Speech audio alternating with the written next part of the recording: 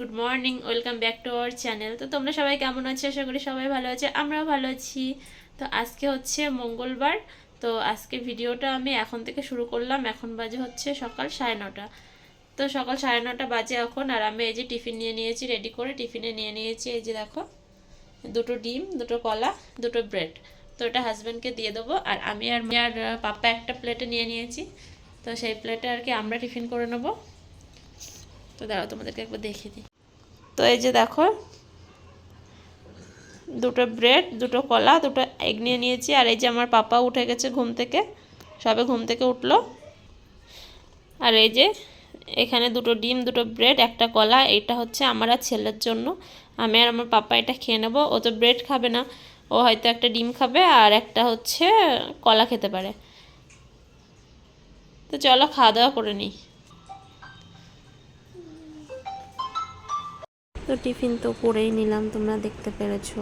তো টিফিন করে স্নান করে পুজো দিয়ে আমি চলে এলাম কিচেনে। আর কিচেনে এসে দেখো রান্নাটাও বসিয়ে দিয়েছি। তো আজকে করব পটল তেল। তো মশলা দিয়ে পটল তেল করলে না ওর পাপা একটু ভালো খায়, না হলে খেতে চায় না আর কি। এমনি পটলও তো পছন্দ করে না। তো ওই জন্য ভাবলাম না পটল তেলটাই করি। তো দেখো পটলগুলো আমি কেটে নিয়েছি দুই টুকরো করে কেটে নিলে না পটলের মধ্যে একটু লবণ হলুদটা ভালোভাবে আর কি যায়। তো পটলগুলো আমার ভাজা হয়ে গেল। দেখো এবার আমি তো আমি এই যে মশলাটা একটু কষিয়ে নিচ্ছি ভালোভাবে। আর এখানে পটলগুলো ভেজে রেখে দিয়েছি আর কি। তো এখন পটলের রসা বানাবো। আর এই যে পুঁই শাক, কুমড়ো, আলু দিয়ে ঘ্যাট করব। তো তার জন্য আমি এখানটায় কুমড়ো, আলু, পটল এগুলো কেটে ধুয়ে নিয়েছি। আর এই যে পুঁই শাকও এখানে কেটে নিয়েছি। তো চলো রান্নাটা করে ফেলি। আর আজকে না আমি রান্নাটা অনেকটাই তাড়াতাড়ি বসিয়েছি। এখন বাজে 10:30। 10:30টার সময় আমি রান্নাটা বসিয়ে দিয়েছি, যেহেতু খেতে খেতে অনেকটাই লেট হয়ে যায় আর কি, তাই জন্য। মাংকি চলে আসলে ওখানে পিটি দেবে তোমাকে? তাই?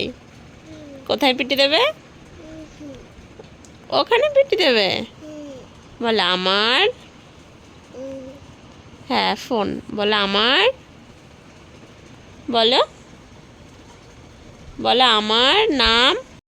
দেখো আমার পাপার সঙ্গে খেলছিলাম, খেলতে খেলতে না কোন সময় যেন ঘুমিয়ে গেছিলাম, আমি নিজেও জানি না। তো তারপরে ঘুম থেকে উঠে গেছে। আর এখন বাজে বিকাল 5টা। তো 5টার সময় মাম্মা রেডি হয়ে গেছে টিউশনে যাবে বলে, ওর পাপার সঙ্গে যাবে। ওর পাপাও দাঁড়িয়ে আছে আর কি। আর আমার পাপা তোমরা দেখতে পেলে ওর দিদি স্কুলের যে সেই শ্যুটা পরে আর কি রেডি পুরো, ও যাবে আর কি ও দিদির সঙ্গে টিউশনে।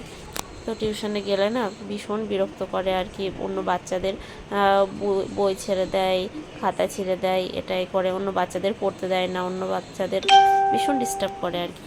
তো ওই জন্য টিউশনে আমি পাঠাতে চাই না। ওর টিচার বলে ভাবি পাঠিয়ে দাও, কিন্তু আমি এই ভয়ের জন্য আমি ওকে পাঠাই না। তো মাম্মা চলে গেল, তখন ভীষণ কান্না করছিল আর কি পাপ্পা, যে যাওয়ার জন্য।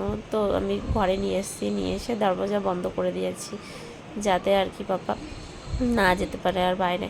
আর কয়েকদিন ধরে না মাংকির খুব উৎপাত হয়েছে, জানো না, এত উৎপাত করছে, মানে প্রতিটা ঘরে ঘরে পুরো মাংকিতে মানে সেই পরেশান করে ছাড়ছে।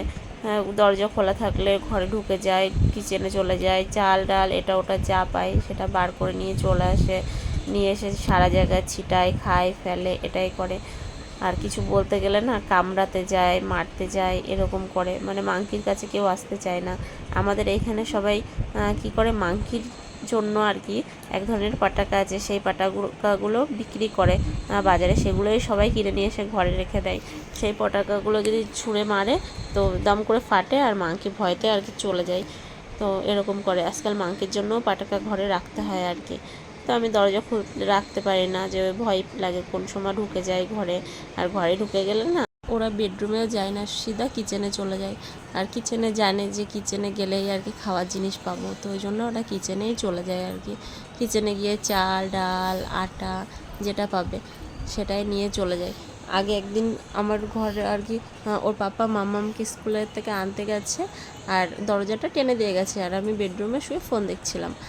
তো মাংকি আস্তেই করে দরজাটা মানে ঠেলে দেখছে ভেতরে কেউ আছে নাকি, দেখে না ভেতরে ঢুকে গেছে। আর আমি তাড়াতাড়ি করে খাটের থেকে নেমে বেডরুমের দরজা বন্ধ করে দিয়েছি। আর মাংকি কী করেছে, কিচেনে ঢুকে গেছে, ডাইরেক্ট কিচেনে গিয়ে কিচেনে চানা ছিল, তারপরে তোমার ফল্লি ছিল, সেগুলো সব নিয়ে চলে গেছে পাশের ছাদে গিয়ে পুরো ছিটিয়ে, সিঁড়িতে ছিটিয়ে পুরো রেখে দিয়েছে আর কি। তো এটাই করে, ওর জন্য ভীষণ ভয় লাগে। তো তারপর দেখো তোমাদের সঙ্গে কথা বলতে বলতে আর কি হাজব্যান্ডের শার্টগুলো প্যান্টগুলো সব ভাঁজ করে নিলাম। তো এগুলো না আয়রন করতে দিতে হবে আর কি দোকানে। তো ওই জন্য এখন ভাঁজ করে রেডি করে রেখে দিলাম, কেচে একসময় পাঠিয়ে দেবো আয়রন করতে। আর আমার পাপা তো খেলছে দেখছো। আর আমার না কাজ করতে করতে বেজে গেছে আর কি 6:30। তো এখনও অন্ধকার হয়নি, যেহেতু 6:30 বাজে, প্রায় 7টার পরে 7:30 নাগাদই আর কি অন্ধকার হয় আর কি। তো আমার 6:30 বেজে গেছে কাজ করতে করতে। আর ভাবছি একটু যাব বাজারে আর কি। তো কয়দিন ধরে ভাবছি যে একটু বাজারে যাব, তো সে টাইম আর হয়ে ওঠে না। তো আজকে ভাবছি যাব বাজারে। তো এদিকে পাপা খেলছে, আমি এদিকে তাড়াতাড়ি কাজগুলো করে নিচ্ছি। কিন্তু সন্ধ্যা না হলেও না আমার বাজারে যেতে যেতে আর কি কাজ ছেড়ে বেরোতে বেরোতে আমার না সেই সন্ধ্যাই হয়ে যাবে আর কি, সন্ধ্যা বলতে রাতও হয়ে যাবে। এবার তাড়াতাড়ি যদি আমি বাজারে না যেতে পারি না, তাহলে বাজারের থেকে আসতে লেট হয়ে যায়। আর আমার মাম্মামের আর কি খাইয়ে না ঘুম পাড়ালে তাড়াতাড়ি, তো ও সকালবেলা আর উঠতে পারে না। এমনি যেদিন স্কুল থাকে সেদিন আসার সময় বাসে ঘুমিয়ে যাই। এবার রাত্রেবেলা না ও বাড়িতে এসে খাইয়ে যদি ঘুম পাড়তে যায়, ও আর ঘুমাতে চায় না। তো আজকে আর কি যেহেতু তাড়াতাড়ি চলে এসেছি স্কুল থেকে, তো ওই জন্য আর কি ভাবছি যে না তাড়াতাড়ি পাপাকে আর কি খাইয়ে ঘুম পাড়িয়ে দিই, মাম্মামকেও সঙ্গে খাইয়ে ঘুম পাড়িয়ে দেবো। মাম্মামের স্কুল আছে, আর মাম্মামকে যদি না ঘুম পাড়ায় না তাড়াতাড়ি, তাহলে মাম্মা সকালবেলা উঠতে পারে না, ভীষণ কান্নাকাটি করে। ও আর তোমাদেরকে মানে আমি ভুলে গেছি, ভুল বললাম তোমাদেরকে। মামামের আজকে স্কুল ছিল না, আজকে রবিবার, মানে রোজগারের হ্যাবিট হয়ে গেছে তো স্কুল আছে বলতে বলতে সেটাই তোমাদেরকে বলে ফেলেছি আর কি। তো তারপর দেখো আমি ছাদে চলে এসেছি জামা কাপড় তুলতে। আর তোমাদেরকে বললাম দেখো 6:30 না, এখন 7টা বেজে গেছে আমার কাজ করতে করতে, কিন্তু তাও এখনও সন্ধ্যা লাগেনি, প্রায় 7:30 নাগাদ গিয়েই সন্ধ্যা লাগে আর কি। তো তারপরে আমার সব কিছু কাজ কমপ্লিট করে না আমার মার্কেটে যেতে যেতে 8টা বেজে গেছে আর কি। তো আমি 8টার সময় দেখো চলে এসেছি সিধা পার্লারে। তো পার্লারে এসে একটু আইব্রো করে নিলাম। তো অনেক দিন ধরেই ভাবছি পার্লারে আসবো তো আসাই হয় না।